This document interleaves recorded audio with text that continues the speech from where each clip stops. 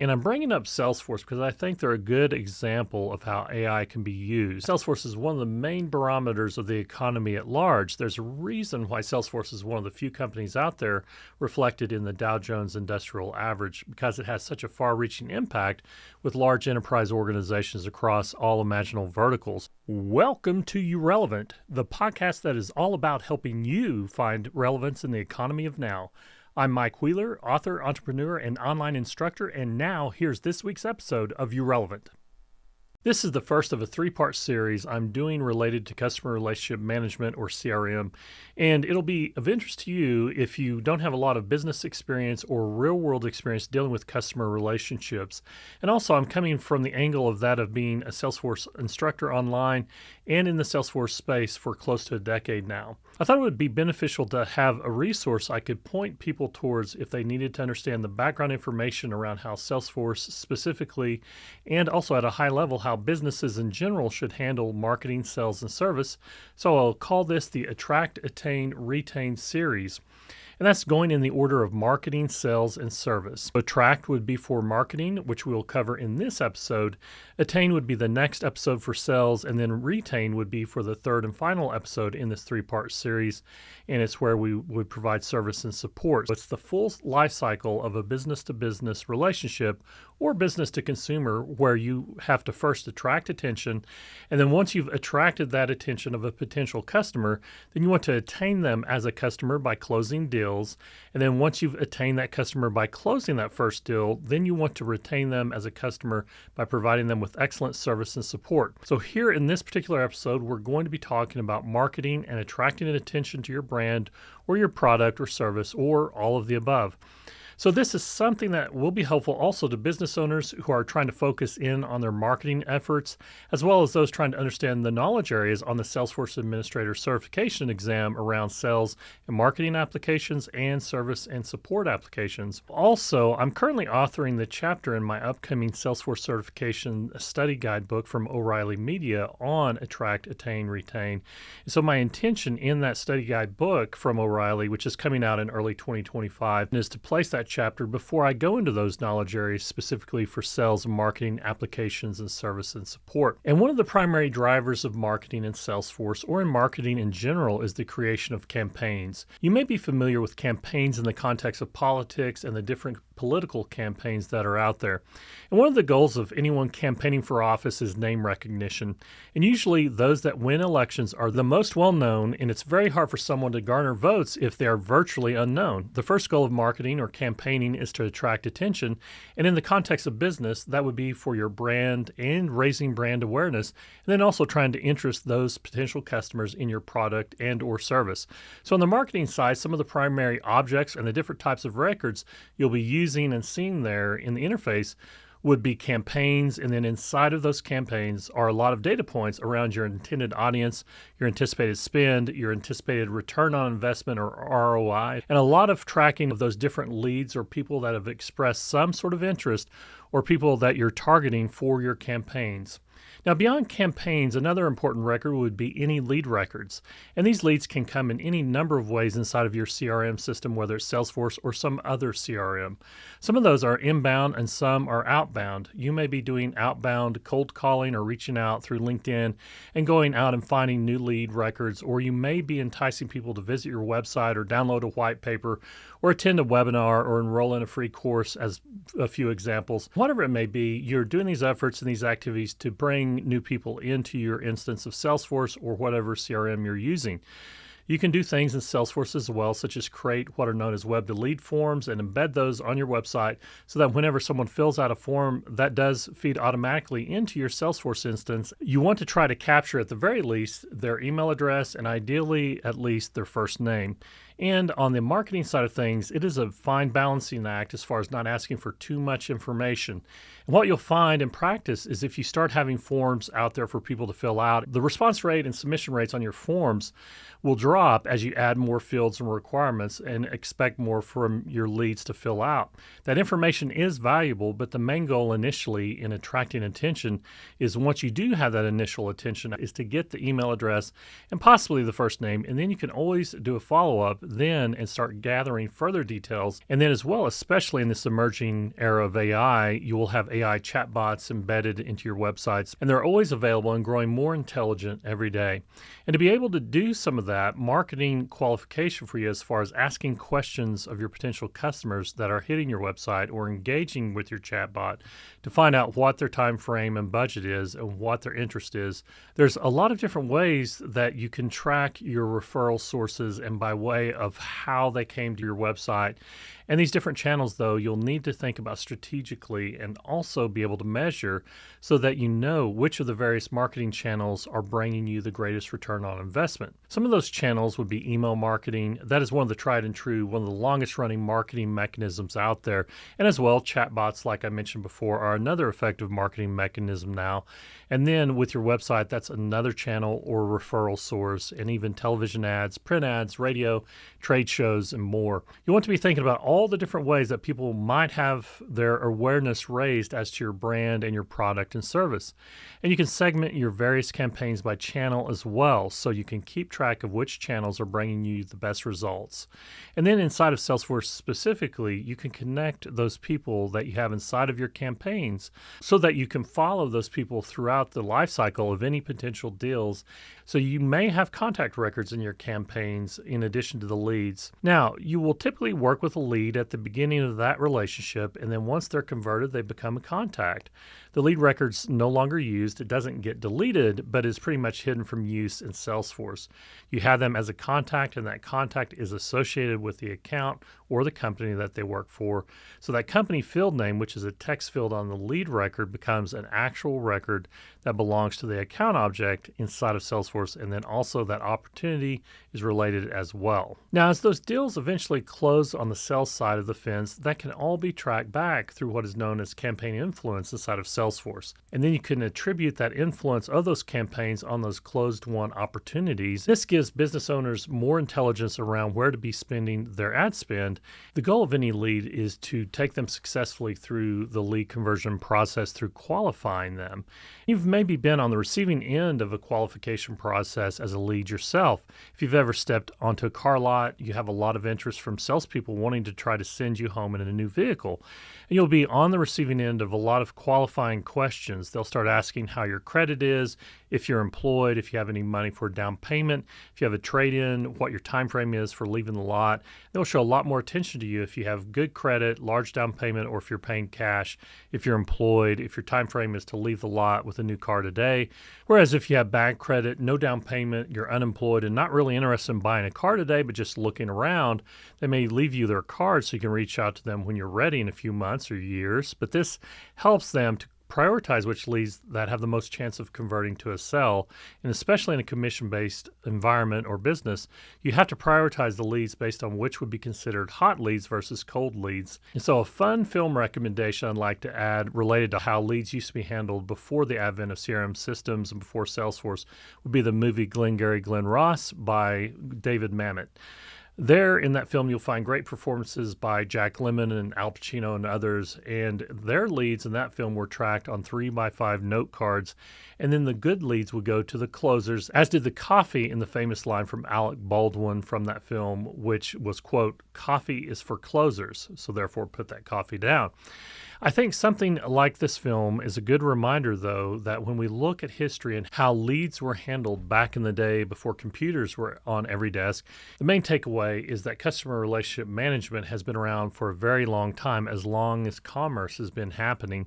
Good customer service and also doing a good job with all three areas of marketing, sales, and service, where you attract, attain, and retain customers, that brings success. Those that fail in one of those areas never truly hit on all cylinders, and I think of these as the three fundamentals of any business. I think about this with Salesforce too. This was especially before the emergence of AI.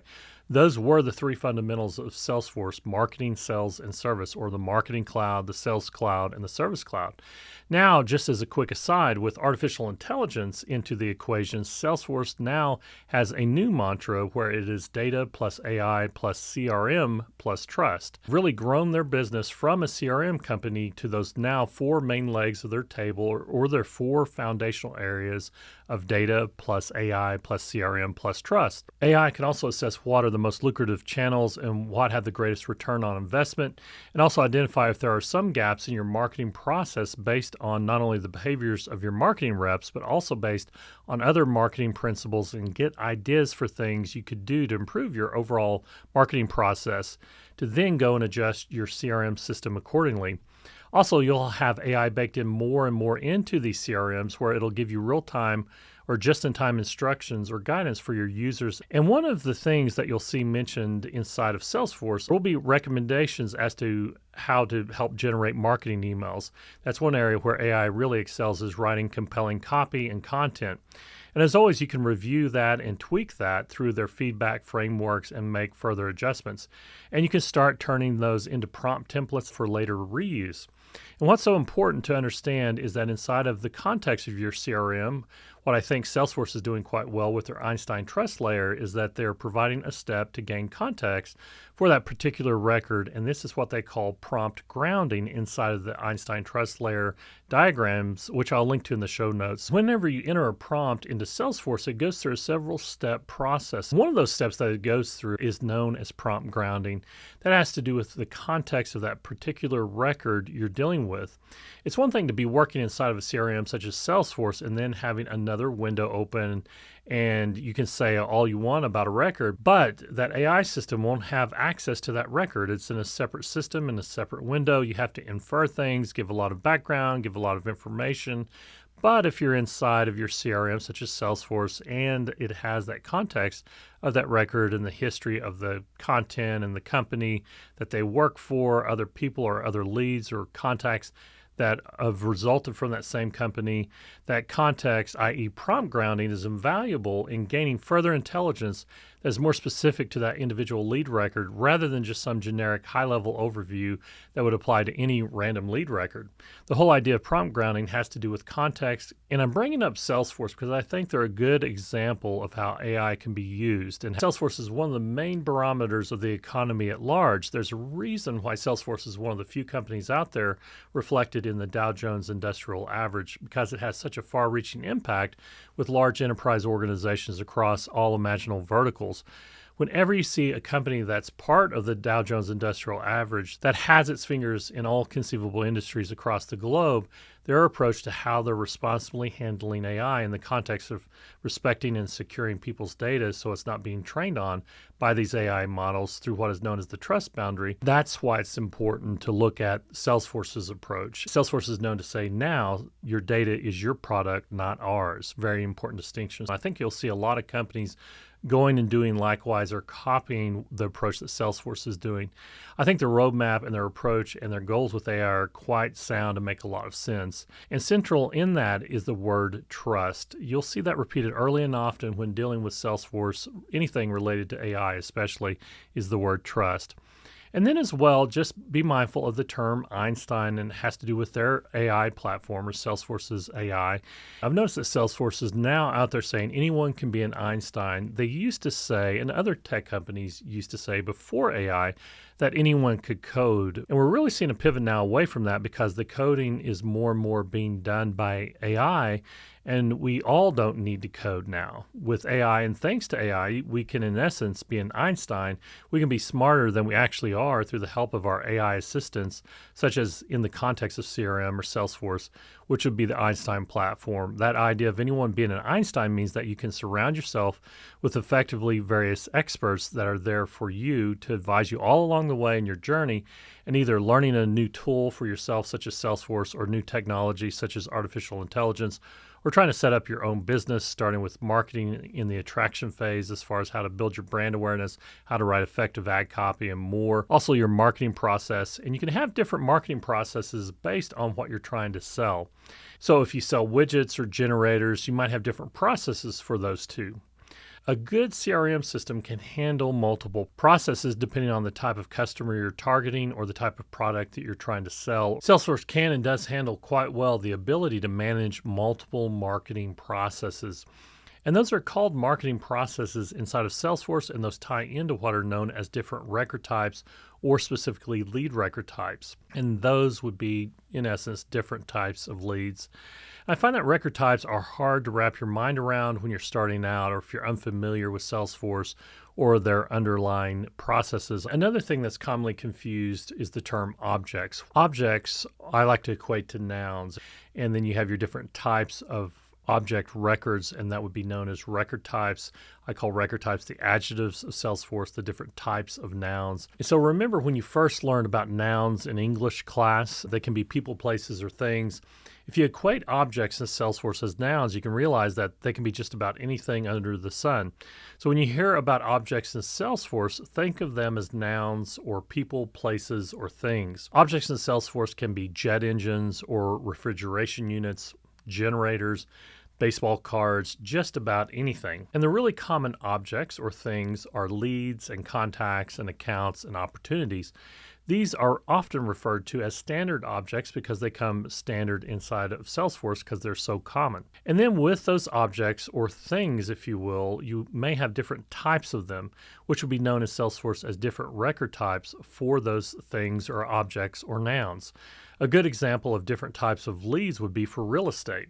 There may be real estate leads that have to do with condos or townhomes, other leads for land, or other leads for single-family homes. So for a land listing or a land lead, you don't need to capture the number of bedrooms they're looking for. It wouldn't make sense. And then another that may be a single-family home lead, where a number of bedrooms would be vitally important. You'd want to, in your real estate business, here in this example, have different record types on leads so you could separate and really target and focus in on what is important to a land lead versus a home lead. Another common example I use is that of vehicles or automobiles. The automobile would be the noun or the object, for example, and you have different types of automobiles. Now we have gas vehicles or gas automobiles, and you also have electric automobiles, and then you also have hybrid. Now, a gas vehicle, you would want to record the miles per gallon, but for electric vehicles, you wouldn't want to record the miles per gallon, but you would want to record something like the miles per full charge or its range.